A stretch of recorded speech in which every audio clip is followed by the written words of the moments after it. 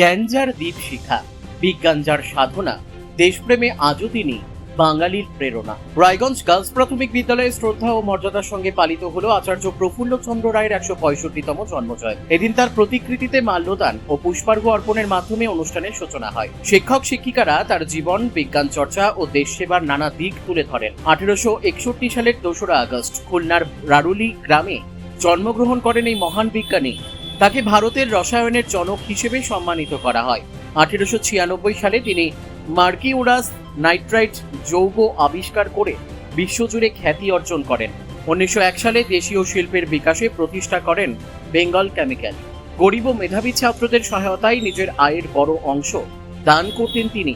স্বদেশী আন্দোলনে দেশীয় শিল্প ও পণ্য ব্যবহারে মানুষকে উদ্বুদ্ধ করেছিলেন। অনুষ্ঠানের শেষে শিক্ষার্থীদের তার আদর্শ অনুসরণ করে বিজ্ঞান মনস্ক ও মানবিক নাগরিক হয়ে ওঠার আহ্বান জানানো হয়।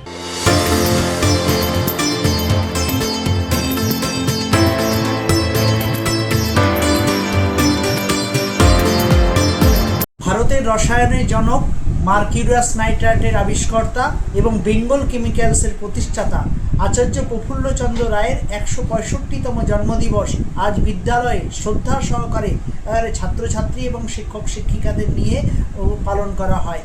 আচার্য প্রফুল্লচন্দ্র রায় বাঙালি বিজ্ঞানী হিসেবে আমাদের কাছে গর্ব, এবং ছাত্রছাত্রীরা ওনার সমস্ত কিছু পড়াশোনা করে তারাও আগামী দিনে যাতে বিজ্ঞান চর্চাকে এগিয়ে নিয়ে যেতে পারে, সেই উদ্দেশ্যে রায়গঞ্জ গার্লস প্রাথমিক বিদ্যালয়ে প্রতি বছর